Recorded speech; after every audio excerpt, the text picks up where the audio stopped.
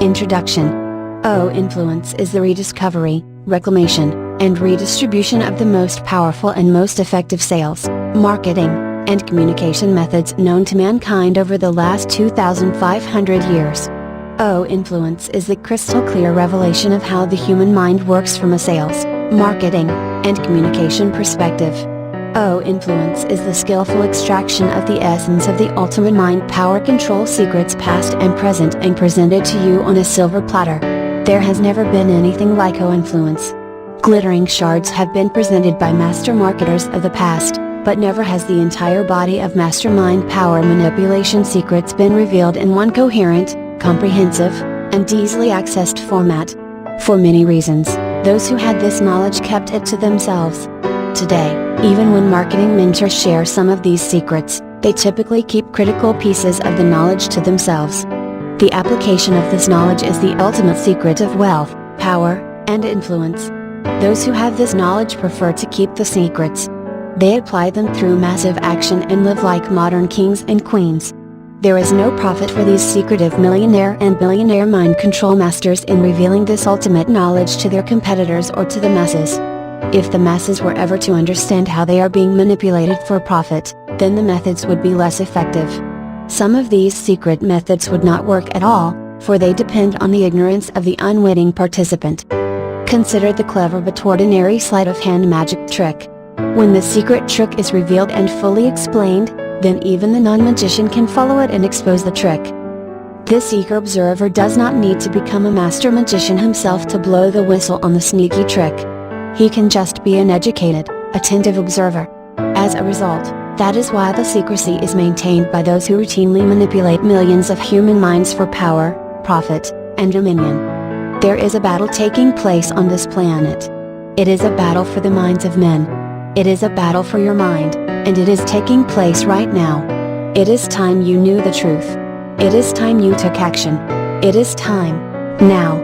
We have the know-how. We can show you the secret way. That your life will change is not just likely. It is inevitable. Once you walk through this door, once you enter the radical world of influence, there is no turning back. Your eyes will be opened. You will begin to see. Like the blind man who begins to see, who experiences light for the first time, you will be amazed. The last thing you will think of is how to go back to the darkness of the blindness that you once knew and now know no longer. Once you have seen the light, even a little bit of the light, the darkness and blindness will be shattered forever. But that is not even the most important reason. The real reason is that there never really was a door. You thought there was a door, but there wasn't. The physical steps you took to get here were the least of it. What you did in your mind, in your thoughts, in your life, before you arrived here is what got you here. Your mind got you in. Your mind got you through the door into the hidden source of secret knowledge that is influence. Your mind is the most powerful force in the universe. So, actually, the real door is your mind. Because of your mind, because of who you are and who you were and who you will be, you are here now. Welcome. Part 1: The Origin of a Cult. The word occult is poorly understood. The original meaning had nothing to do with pop psychology, tarot cards, or magical incantations. The association of the term with medieval magical practices is of relatively recent origin. It also has nothing to do with belonging to a cult. Although cults and the occult are often juxtaposed in the news, the two terms are not related. The occult in influence draws upon its original meaning of hidden. The ancient roots of the modern word occult. The word cult derives from the Latin cultus meaning cultivation, worship. It is the root for the familiar modern words cultivate and colony, among others. The word occult originates in the Latin occultus meaning hidden, concealed, secret. In turn, the Latin past participle occultus derives from the Latin verb occulare. This word is even more interesting. It means to cover over, conceal. 1. Digging even deeper, we arrive at the fusion of the Latin ob meaning over and a verb affiliated with the Latin celare that signifies to hide. Finally, the word occult appears to have its earliest roots in the Proto-Indo-European cul meaning conceal. This ancient base word may also be the ancient source, when introduced into Latin, for modern words such as cell and cellar, both of which connote a hidden quality. 2. 3. The Oxford English Dictionary states that the first use of occult was in 1545. The definition at the time was not apprehended, or not apprehensible by the mind, beyond the range of understanding or ordinary knowledge. About 1633, the term was given the added meaning of having to do with those ancient and medieval reputed sciences, held to involve the knowledge or use of agencies of a secret and mysterious nature, as magic, alchemy, astrology, theosophy. 4. An invisible society with secret knowledge. If occult means hidden, what is it that is being hidden? Why is it important enough to hide? Is it valuable or dangerous? Finally, who exactly is it being hidden from? The word occult is generally associated with knowledge, specifically knowledge of the invisible, of the unknown. It refers to a reality behind appearances that is beyond ordinary understanding. This special occult knowledge is deliberately hidden from view and communicated only to the initiated. 5. The words esoteric and arcane are very close in meaning. Other broader synonyms include obscure, private, secret, concealed, unrevealed, hidden, veiled, shrouded, inner, mysterious, underground, cryptic, inscrutable, abstruse, and recondite. 6, 7, 8. Esoteric, from the Greek esoteros meaning hidden, inner, on the inside, and brings with it the special meaning of being intended for and understood by only a chosen few, of or for only an inner group of disciples or initiates, set of ideas, doctrines, literature, etc. The original context was the private or esoteric instructions ancient Greek philosophers gave to their dedicated students versus the more generic, crowd-pleasing talks they gave to the public. 9, 10. Arcane, from the Latin arcanus, secret, refers to secret or mysterious knowledge. The Indo-European root word is eric, meaning to guard, lock. Obviously, if something is guarded and locked, someone must think it is quite valuable. 11, 12. The word occult, therefore, refers to special knowledge beyond the normal or average human understanding. This unique, esoteric knowledge is known only to a select few privileged insiders, Greek esoteros, inner, on the inside. Occult refers to mysteries that are so mysterious that the average person does not even know that they exist. Further, even if the average person on the street hears about these things, he or she has no idea what they mean, or he or she has the wrong ideas as to what they are. These secrets are very well hidden. They literally go undetected until and unless a mentor chooses to reveal some of them. These incredibly valuable secrets of mind control, persuasion, and influence are indeed covered up. The best way to keep something hidden is to make sure that very, very few people know about it in the first place. 13.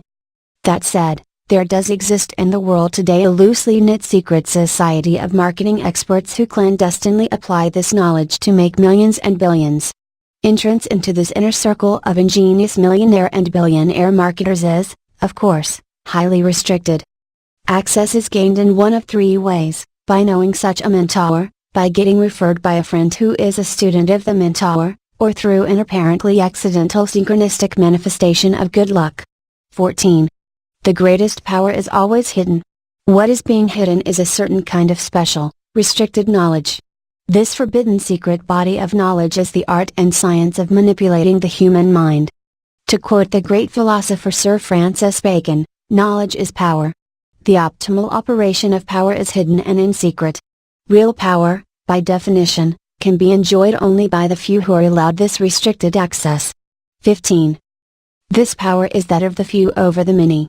When this powerful knowledge is skillfully implemented, one man gains effortless access to the wallets of millions. The natural, even inevitable result is that he becomes a millionaire or a billionaire. Electricity runs our lights, televisions, computers, and all of our appliances. Yet, only when there is a problem do we think about it. Running in the background always is this godlike current of pure power that makes our modern lives possible. Our lives would fall apart without it. The greatest power is hidden, operating in secrecy. Ruler of all that matters, it is content to remain unknown and enjoy its enormous private gains. The authorities that we can quickly and easily identify are not the real authorities. Whoever says he is the boss is not the boss. The one who claims to know does not know. We are ruled, not by what we see, but by what we don't see. Part 2: The truth about communication. The average person is neither fulfilled nor happy. He goes through life subtly tortured by the burdensome feeling that something is missing, something is lacking, something is not quite right. As Henry David Thoreau wrote in his reflective 1854 classic Walden, the mass of men lead lives of quiet desperation. What is called resignation is confirmed desperation. A stereotyped but unconscious despair is concealed even under what are called the games and amusements of mankind. 16. There are different ways to describe this lack, this hole in the heart, but the significant point from a sales and marketing point of view is that people are unaware of it. They are aware of their discomfort, but they are dimly, if at all, conscious of how they are driven by it. As a result, they are easily manipulated by skilled persuaders armed with occult knowledge. 17. The self-actualized person.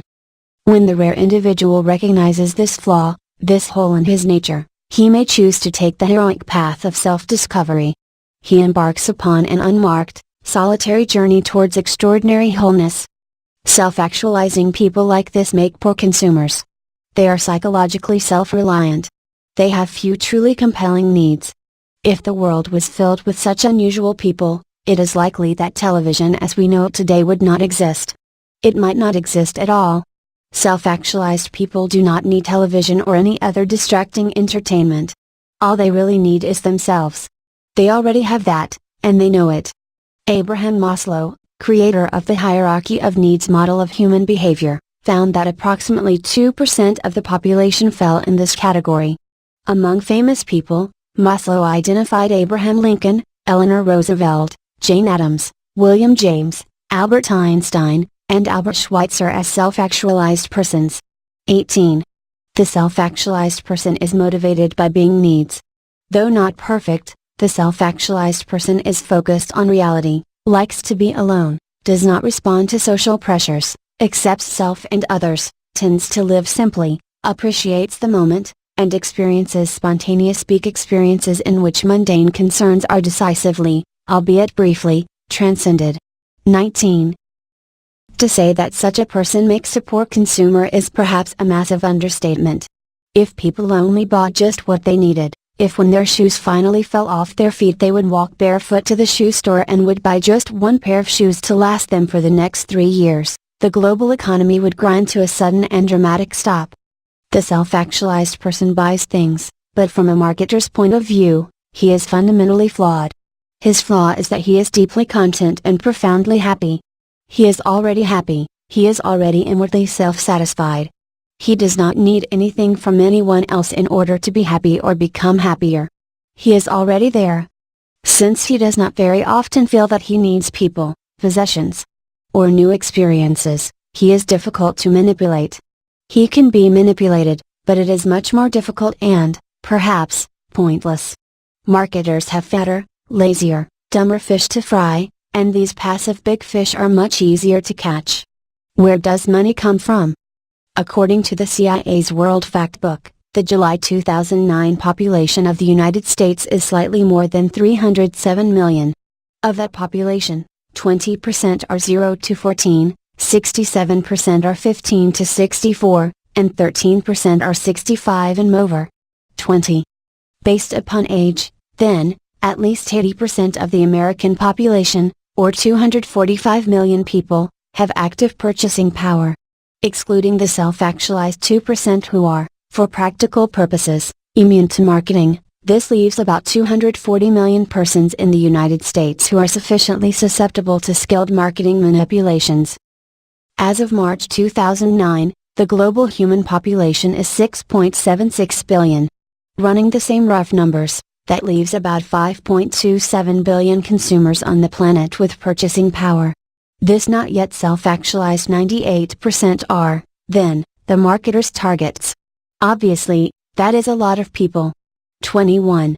Our goal as marketers is to make profits. But where exactly do these profits come from? To get to the real answer, let's start with an easy question: how can I make $1? Person A wants to sell a bike. Person B has cash in the required amount. Person A's bike is in very good condition. He wants only $1 for his bike. Thanks to the low price, he quickly sells his bike to Person B. Person A, makes the profit he desired. Person B is happy with his new bicycle. No doubt, this example is quickly grasped. This simple example illustrates the exchange of value that constitutes modern sales and marketing. Maybe the seller advertised for free at http://www.craigslist.org, but the point is that he made $1. Now let's look at a variation of the same question. How can I make $1 million? The answer is essentially the same. Sell something for $1, only you have to sell it to 1 million people. Alternatively, sell something for $10 to 100,000 people, something for $100 to 10,000 people, something for $1,000 to 1,000 people, something for $10,000 to 100 people, something for $100,000 to 10 people, or something for $1 million to just one person. Some readers will react positively to this line of thought. All I have to do to become a millionaire is to sell something to 1,000 people? Cool.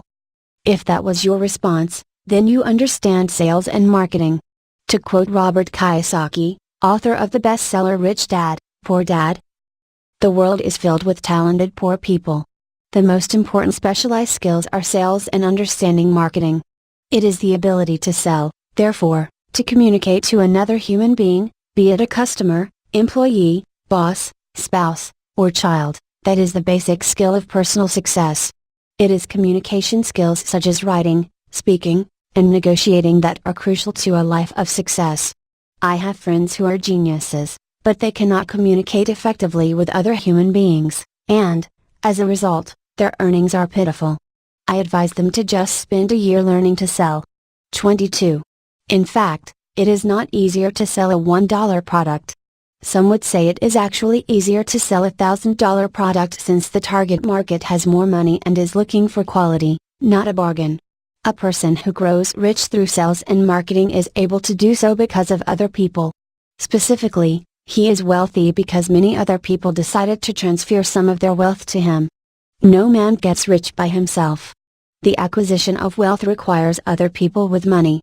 Cash is accumulated through profound, invisible, pre-existing cultural connections.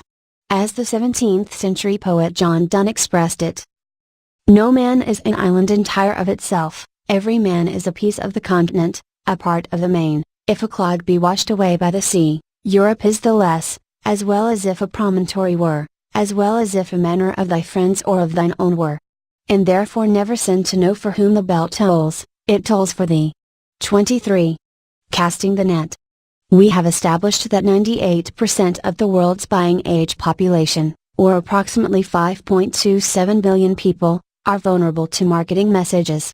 Given an appropriate offer, a profit can be made from them. Of course, there are many other factors, not the least of which is their income. Even so, we can safely say that there are several billion people who, if we can access them, will meet our criteria as suitable marketing targets. These people, roughly 98% of the population, are not self-actualizers. They welcome distraction and entertainment. They are eager to embrace temporary, external solutions to their subjective discomfort in the form of new, heavily promoted products and services. For a temporary respite from their inner angst, they gladly cross the marketer's palm with silver. For brief moments of relief, they happily pay overtime for months or years.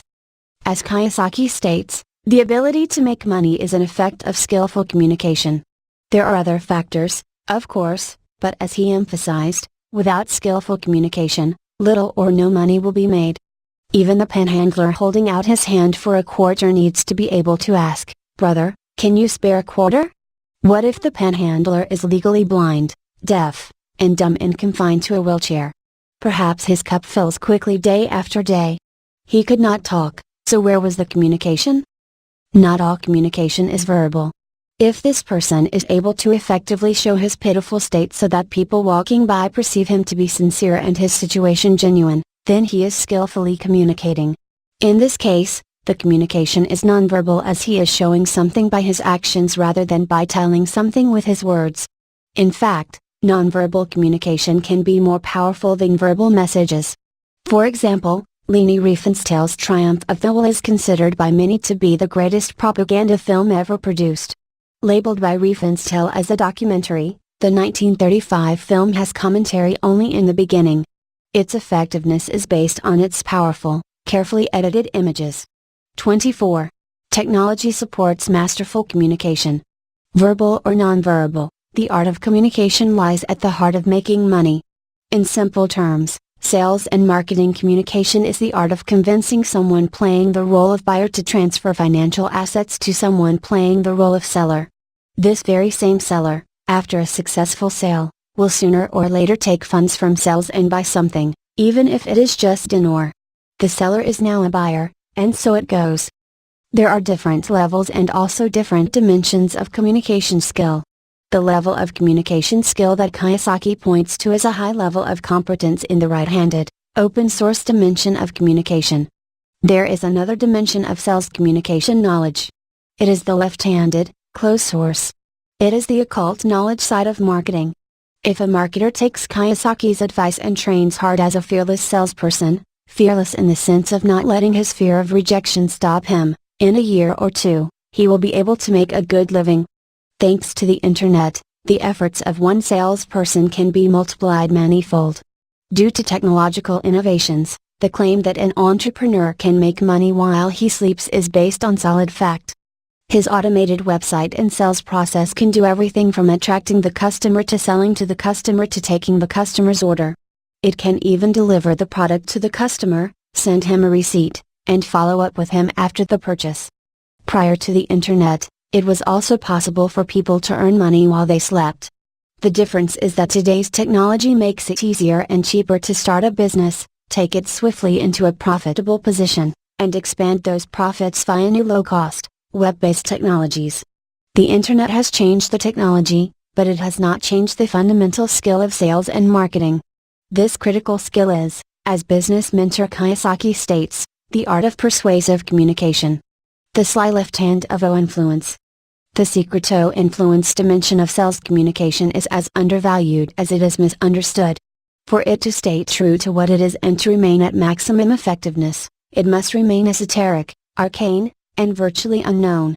At the same time, it must be teachable and bring in fresh blood. Its campaign of secrecy is a success. Few even know it exists.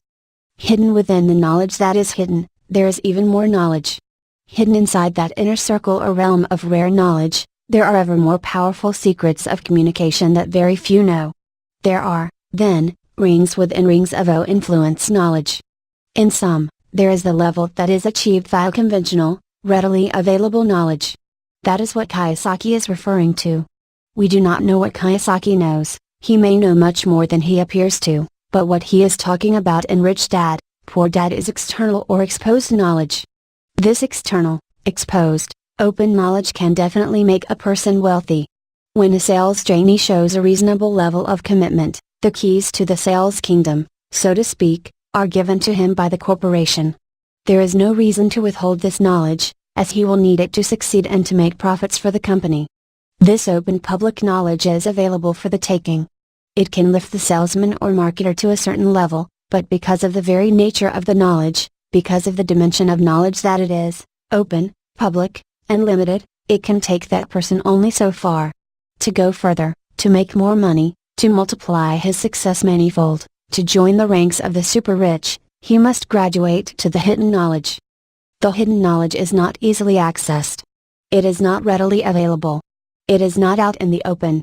It is not presented in sales training. It is not taught by corporations to their sales staff, at least not at the lower levels. Perhaps we should modify Kiyosaki's advice as follows: train for a year using the exposed, external knowledge sales methods. Overcome the fear of rejection.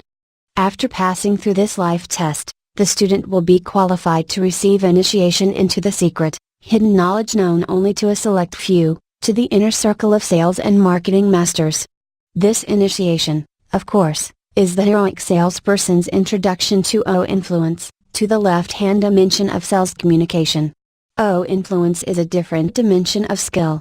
O-influence is not a different level of skill, it is a different dimension of skill that is difficult to acquire. There are skills of the right hand, and there are skills of the left hand. O-influence concentrates on teaching mastery of the skills of the left hand. When watching a top sleight of hand magician working close up, Slide and sly both come from the same Old Norse root slugr, meaning crafty, clever. We do, of course, see his left hand. He makes sure of it. 25. We see the left hand, but we do not see what it is really doing. What we think we see, what we are convinced we are seeing, is but an illusion. The sleight of hand may be performed with the right hand. If so, it is still the left hand, since it is functioning as the left hand to produce an illusion. If the magician is sufficiently skilled, then what we think we know about what the left hand is doing is just an illusion. Not only that, but it is precisely the illusion that the magician wants us to have. Our illusion, then, is not just that we have inaccurate thoughts and beliefs about the magician's left hand. Our greater illusion is that we think and believe that we consciously chose this outcome, this experience. In fact, the magician intentionally and skillfully produced it. The expert application of his left-hand strategy has, in effect, nullified our free will. If asked to repeat the performance and to create the same illusion, the skilled magician will be able to do so effortlessly. Therefore, the left-hand art of illusion is a science. It is the sly science of left-hand communication. These skills go by names like covert persuasion, subliminal influence, hypnotic communication, conversational hypnosis, hypnotic writing, persuasion engineering, invisible persuasion, mind control, and rapid seduction. We teach these left-hand skills plus other knowledge for balance. We do not make the claim that we are the only ones who teach this left-hand knowledge. There are others. Our strength is that we have gathered this knowledge and organized it in such a way that the sincere student can quickly and easily become a master of the more powerful left-hand communication skill set. Those who communicate the left hand typically do so like thieves in the night. They drop in quickly and deliver an incendiary ebook or course that blows people's minds. They sell limited editions, then close the office with no forwarding address. If the potential buyer blinked, then he missed it. Our approach is different. We have made it our mission to teach this knowledge and make it available like never before. Influence is the systematic revelation of the forbidden, left-handed communication knowledge base. We are dedicated to getting this extreme knowledge out. Is it correct to handle others with exceptional skill? The word manipulate is descended from the Italian manipolare, meaning to grip with the hands. Just as the hands can manipulate tools and objects, the new tools of today such as television and the internet can be used to manipulate minds. 26. In the purest sense, to manipulate simply means to handle, manage, or use with skill. The hand that manipulates the killing dagger may later use the scalpel to save a life. Both are acts of manipulation, of handling with skill. 27. The difference between these acts appears simple and straightforward. Let's add another wrinkle. The person that was killed by the sharp dagger was a serial killer who had killed 37 women before in cold blood. He was strangling the surgeon's wife right in front of him in their own living room. Now it is not so straightforward. What has changed? What has changed is the perceived motivation or intent. Some may object that intentions can be good, yet outcomes can go out of control and result in great damage. Consider this scenario. Your brother or sister holds a gun and is ready to commit suicide right in front of you. A close friend and mentor stops by and hands you a slip of paper with a single paragraph on it. Your mentor whispers in your ear, "Read this paragraph out loud to them and they will be saved." They will completely forget about wanting to commit suicide. If you choose to read the paragraph to them, and they are saved, you have definitely manipulated them. You have taken the godlike position of knowing what is best for them, even though they believe that taking their own life is what is best for them. Please take a moment to allow the implications of this story to sink in. To outline a practical scenario, a marketer who suddenly gains access to a legal, life-changing pill that enables anyone to lose great amounts of weight easily and effortlessly without side effects is in a unique and special position. Should he decline to use his maximum persuasion power when there are profound advantages and no apparent disadvantages for his customers? Of course not. His job as a marketer is to get the message out about his revolutionary, life-changing weight loss product and make a profit doing so. If he knows influence, then he can put into play its invisible power tools as well. If they increase his ability to convince, where is the fault? The fault, if there is one, is at the beginning, with the motivation, purpose, and plan of the marketer. Whether he is using covert methods or not, If his aim is to abuse the trust of his potential and existing customers, to exploit them, and to rip them off, then that is the problem. A knife can take a life or can save a life. The hidden purpose, the premeditated purpose, produces the outward result, the damage or the benefit. The tool, the knife, was handled with skill. The user manipulating it is responsible. Begin the campaign with the right goal, which is to benefit from benefiting the customer. If the customer really does benefit from buying the product as a result of your marketing efforts, how in any way is it wrong? We don't like the idea that our brains are easily manipulated by those who know how to do it. Yet the notion that we are manipulated by the media is so widely accepted that it is now a cliché. It is a fact of life. 28. Not only that, we manipulate each other every day. We are constantly being put into situations where we have to handle another person with skill. Therefore, when people try to persuade a person who teaches how to effectively persuade others to stop teaching how to be so persuasive, a tremendous paradox is at work. The irony of the situation is rich indeed. Persuasion artist Alexander, blogger and teacher of the art and science of persuasion and influence, writes in a humorous vein about his own recent experiences with this widespread confusion about manipulation. I think it is funny how people email me trying to persuade me not to do persuasion. People from the internet are calling me insulting names, giving me examples of why conversational hypnosis is immoral, or they list seemingly logical, but still ignorant, opinions as to why you, my readers, should stay away from this evil persuasion artist blog. Isn't it interesting that these are all persuasion methods? Not very artful ones, but think about that. They are using their language to persuade me to believe what I am teaching is wrong, unethical, or to stop writing about it. Interesting, isn't it, that they are doing the very thing that they are telling me to stop doing? 29. If somebody were to say, yes, it's very true that in life we must handle others every day. We recommend that you handle them with as little skill as possible. After all, we don't want you to manipulate them. If such a person were called an idiot, it would be only fair.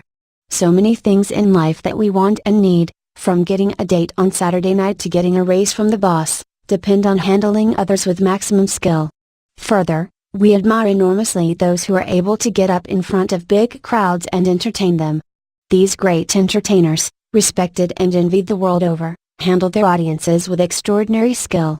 They are, without question, manipulating them in exciting ways. If manipulating people is so bad, then why do we admire these people so much?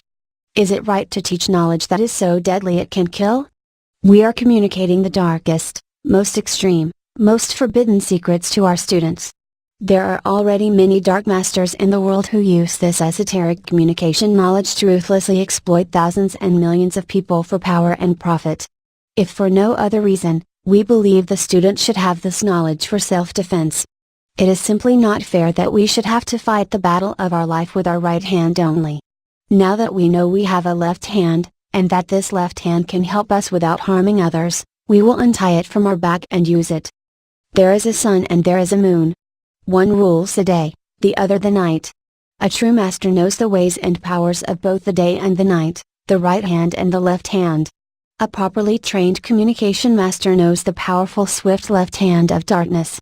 In a world such as ours, we believe it is okay to sell our tools, our unique marketing weapons, our special guns and knives. When we sell our potent guns and knives, we educate the buyer about the power of what they are purchasing. We screen the buyer to make sure they meet our high ethical standards. We do our best to give a good home to our wonderful weapons. If someone takes one of our guns or knives and robs a bank with it, killing a person in the process, we are saddened by the result. But the tool did not kill the person in the bank. The person wielding the tool killed the person.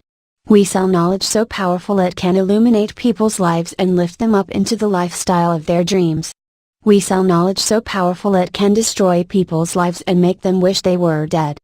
The knowledge used to achieve either of these outcomes is the same knowledge. Right now, today, this esoteric communication knowledge is being used around the world to produce both kinds of life-changing results. The difference in the results is the difference in the user. Human beings are capable of great good and great evil. We did not create this situation. We hope to further empower those who wish to do good. The art of teaching the left-hand communication skill set is a separate skill in itself. We believe that we excel in the teaching of this knowledge. In sum, not only do we know the left-hand influence knowledge and use it with great success in our real-world sales and marketing campaigns, we can teach the left-hand influence knowledge too. Part 3, O Influence and the Second Head. There are three kinds of people in the world: people who don't know, people who know and do nothing, and people who know and do something. The O influencer is in the third category. He knows and he does something significant with this knowledge. There are those who know about this knowledge, but they choose to not use it. They may feel they have insurmountable ethical issues with doing so. They may feel that persuasion without the conscious knowledge and consent of the subject is unacceptable. The great majority, though, are in the first category. They don't know about covert persuasion, media mind control, and subliminal selling. Further, they don't know what they don't know. This makes them perfect targets for skilled ruthless manipulators. Hence, the mass population of consumers is sometimes symbolized by herd animals like sheep or cattle. The reality is that we live in an ocean of persuasion. Unless a person lives out in the woods or some other place without television, radio, newspapers, outdoor advertising, and the internet, he is inundated by wave after wave of sales messages to the tune of several thousand per day. 30. If you don't control your mind, then somebody else will. The bottom line is this: if you don't take control of your own mind, then somebody else will do it for you. Your educational system, government, and culture are not interested in making you free. If you become free, you will become useless to them. You will be able to do what you want, and, more importantly as far as these social institutions go, you will be free to say no to what they want. To say that they are not interested in setting you free is a half-truth. In fact, they have an investment in making you feel isolated, afraid, worried, anxious, helpless, inadequate, lonely, desperate, paranoid, and powerless. They actively and very consciously work hard every day to maintain these negative states of discomfort in you. The final touch is that woven throughout this limiting programming is the hypnotic implant that you will believe that all of this is your fault, your doing, and your responsibility. So these powers that be want you in good enough shape to be working and making money so that you have money to spend, but they don't want you so psychologically competent, clear, and free that you see through their programming and liberate yourself as Maslow's self-actualized persons have done. Of course, now you have the option of liberating yourself. Now that you know about the covert influence taking place daily in your world, now that you have been introduced to O influence, you can choose to liberate yourself. Marketing to the second head. Every customer has two heads. In O influence, we talk to the second head. This second head or mind is sometimes called the subconscious. People who like to talk about the brain call this second head the old brain or the limbic reptilian brain. It is the emotion instinct part of us. 31, 32. Some refer to the old brain complex as simply the reptilian brain. This is an oversimplification, as the marketer cannot get to the reptilian brain without first going through the mammalian, limbic, brain. It has, however, been an effective strategy for those promoting reptilian marketing to reduce the triune brain theory down to that one dramatic, cold-blooded word. 33. The first head, the analytical screening function of the brain, the neocortex or new brain, can be put to sleep. We can pull the wool over its eyes, put a bag over its head, and it won't know what is going on. Example 1, visual, nonverbal. If you want to sell more cigarettes, which will work better? A plain picture of a cup of coffee or the picture of a pack of highly recognizable name brand cigarettes? The logical answer is the picture of the cigarettes, since it is packed with branded logo power. The correct answer is the cup of coffee. Why? In the mind of a smoker, there is a hot-wired connection between coffee and cigarettes that acts like grease lightning. For smokers, the habit of drinking coffee while smoking a cigarette is so strongly linked that the desire for a cigarette will arise in a smoker automatically just from the coffee picture. This is direct access to the subconscious, the second head, the old brain or limbic reptilian brain. The trick is to link a product to the mammalian emotions and survival instincts programmed by evolution into the customer. 34. Example 2, Spoken word. In August 2004, former Vice President Dick Cheney used influence principles to ridicule Senator John Kerry.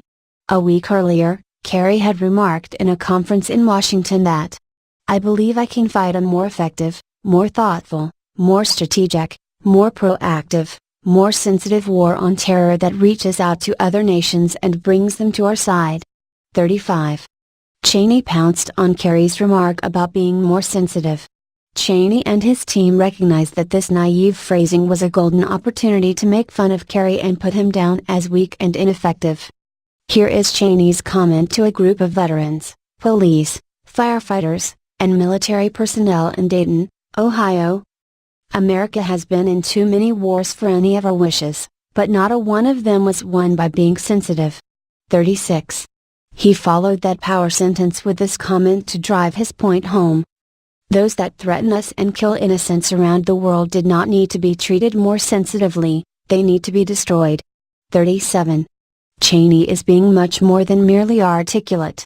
He is ruthlessly exploiting the three parts of the human brain in the correct sequence, from neocortex to limbic to reptilian.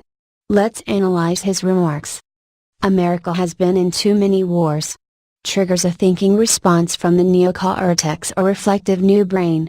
Stuck chewing on the meaning of the multi-layered message "too many wars," the thinking brain is effectively sidetracked. It is, for the moment, completely neutralized. Cheney continues with "for any of our wishes." Sounds innocent enough. He could have substituted hopes or ideals for wishes, but wishes definitely works. Here he is firing off to the limbic or mammalian brain, which feels love, hope, indignation, and compassion. It cares deeply about family and protecting the ones we love. It is the patriotic portion of the brain. The sentence concludes with, "But not a one of them was won by being sensitive." The crowd reacted with laughter, a sure sign that the new brain was befuddled and the old brain alone was responding. Cheney drives yet another nail into Kerry's coffin with his second remark. It is pure reptilian kill or be killed. It is ridiculous to try to reason with the enemy or to try to work things out. They need to be destroyed. 38. Having successfully moved his audience from the potentially skeptical neocortex through the emotional, flag-waving mammalian brain to the primitive, survival-oriented reptilian brain, he is hammering at their reptilian brain response again to intensify their feelings for him and against Kerry. His message, made simple because now it is speaking solely to the part of the brain concerned with survival, is choose me and live, or choose Kerry and I. It does not get any simpler, or more powerful, than that. Cheney is also using NLP, neuro-linguistic programming, techniques in these sentences. His remarks are, in effect, expert conversational or covert hypnosis hiding out in plain sight. For the record, President Obama is a master of NLP-style conversational hypnosis. He used it many, many times on his way to the White House as well as in his inaugural speech. 39, 40, 41. Example 3, printed word. Those who are concerned about the excessive use of subtle persuasion devices by marketers need to open their eyes. These techniques are being used all around them, largely because language itself is to some extent already naturally influential and, therefore, hypnotic. Persons who educate themselves about covert hypnotic influence strategies develop an early warning system, but their biological limitations remain the same. Since covert influence is everywhere around us thanks to accelerating media input, this special education is also a priority in the influence system. Self-actualized awareness, per the Maslow model, also reduces vulnerability, but it cannot be taught in the usual course format. Headlines, for example, if they are good, are profoundly hypnotic. Headlines are doubly effective because, typically, they use only a few words. It takes the equivalent of just a few short sentences to overload and hijack the brain of a naive reader. Prolonged storytelling or long copy is not at all needed. Here is a headline from a classic Rolls-Royce registered ad by advertising legend David Ogilvy. One of the NLP devices that it uses is the presupposition. 42, 43. At 60 miles an hour, the loudest noise in this new Rolls-Royce comes from the electric clock. 44, 45. Presuppositions occur all of the time in daily life. When a telemarketer calls a prospect on the phone, he is presuming to be true or presupposing at least the following about the prospect: he speaks the same language, he can hear, he can talk, he has a credit card or a bank checking account, and he is familiar with and belongs to the same culture. Professional persuaders found somewhere in time that when the human brain takes in too much information all at once, it easily gets overwhelmed. When the brain is on tilt, it is much more susceptible to suggestion. In everyday language, we do not often run into deeply stacked statements like this headline.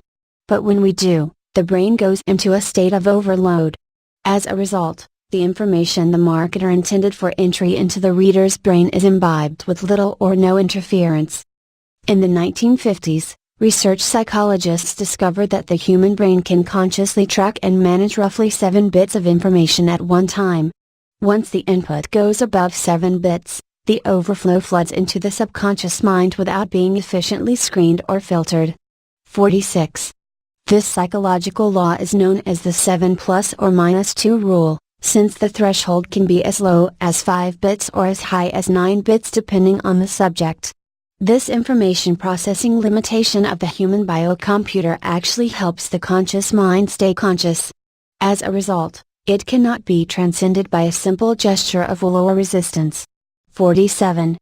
According to NLP copywriting expert Harlan Kilstein, stacking presuppositions reduces the brain's threshold 2 more bits. The average threshold falls to 5 bits, the high to 7 bits, and the low to only 3 bits. 48. The Rolls-Royce registered headline is certainly an unusually dense statement. But there is nothing about it that seems alarming. If anything, it is a bit poetic. Here it is again: at 60 miles an hour, the loudest noise in this new Rolls-Royce comes from the electric clock. The following presuppositions are cleverly stacked on top of each other in this classic killer headline. The input from this loaded headline easily exceeds the 7-bit threshold of the brain. 49. A car should be quiet. Silence is a virtue. Silence signifies class, dignity, and status. A wealthy person wants or should want a quiet car. Cars have electric clocks. A car's electric clock makes noise. The typical car clock is fairly quiet. It's a new car. It's probably a new model. This new car goes 60 miles per hour. Since it goes that fast so quietly, it can go much faster. This new car is extremely quiet. This new car is special and unusual. The car radio is not on. The car entertainment media player is not on. The car telephone or radio phone is not on. No one is talking in the car. There are no kids in the car, making noise. The driver does not have the window down. The driver is not deaf. The driver listens to his car. There is probably only one person in the car, the driver. The indication of speed at the outset suggests motion. The mention of motion invites saturation by imagined physical sensations. When the brain gets overloaded and goes on tilt, it enters into what some experts call a trance. Whatever the name, in this altered state, the ability of the brain to screen and filter the incoming input is severely diminished. In fact, it can be so diminished that suggestions embedded in the language are absorbed like direct commands. Though not an example of printed word persuasion, the massive rallies used by Hitler to produce collective brain overload enabled him to hypnotize, persuade, and deeply imprint thousands of minds at the same time with the same nefarious message. His ruthless, unified attack on the mammalian and reptilian brains combined pride and patriotism on the one hand and hatred and fear of survival on the other. If there is any doubt that the human mind can be controlled and influenced by covert communication experts, we need look no further than Hitler's infamous mass mind control of an entire nation. 50, 51, 52. The notorious Nuremberg rallies were not political rallies of the kind that occur in the West today, but cunningly stage-managed theater. Everything, the colors of the uniforms and flags, the placement of the spectators, the nocturnal hour, the use of spotlights and floodlights, the sense of timing, was precisely calculated. The film clips depict people intoxicating themselves, chanting themselves into a state of rapture and ecstasy using the mantra Seek Heil, and doting on the Führer as if he were a deity. The faces of the crowd are stamped with a mindless beatitude. His delivery has a venomous energy, a rhythmic pulse to it as hypnotic as a drumbeat, and this, combined with the contagion of mass emotion, with the pressure of thousands of people packed together in a confined area, produces a mass hysteria. What one witnesses at Hitler's rallies is an alteration of consciousness such as psychologists generally associate with a mystical experience. The 5 rings of O influence. The O influence system has 5 levels. Think of a target with a bull's eye surrounded by 4 rings. These are the 5 rings of O influence. The description of each of the 5 rings is followed by representative examples. There is more content than this in each ring. Center, global, O influence overview. Hidden world of commercial mind control. Universal story patterns for marketing. In-depth analysis and application of the hero's journey myth, etc. Ring 2, O influence wordcraft. NLP copywriting secrets. Invisible persuasion selling in person. Covert persuasion selling via telephone, etc. Ring 3, O influence extractions from occult tradition. The Tarot of Marketing Mastery. Marketing secrets from the father of archetypes, Carl Jung. Marketing secrets from the Kabbalah, etc. Ring 4, O influence forbidden mind control studies. Adolf Hitler, analysis of speeches, body language, mind control strategies. Mass illusion and hysteria case studies. Professional magician and mentalist strategy analysis, etc. Ring 5, O influence awakened genius training. Instant depth meditation with dynamic audio input, brain boosting CDs. Dream incubation creativity system. Archetypal conscious contemplation energizing symbol system, access, etc. O influence is beyond marketing. Did you sincerely want to be rich beyond your wildest dreams? Success is not just more money or more free time. Success is a state of consciousness, an evolving total wealth of being where the richness inside and the wealth outside synchronize into indescribable wholeness, completeness, and fulfillment. We encourage you to have and enjoy the opulent trappings of extraordinary physical luxury. It's just that we want you to be rich in every possible way. Yes, we absolutely want you to live the best life that you can. We want you to have lots and lots of money. We just don't want you to stop there.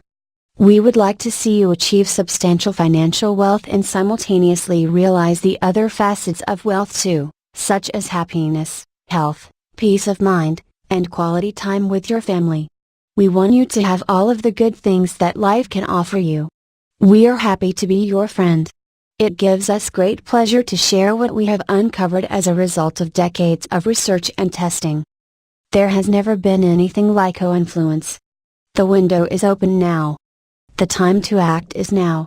Welcome.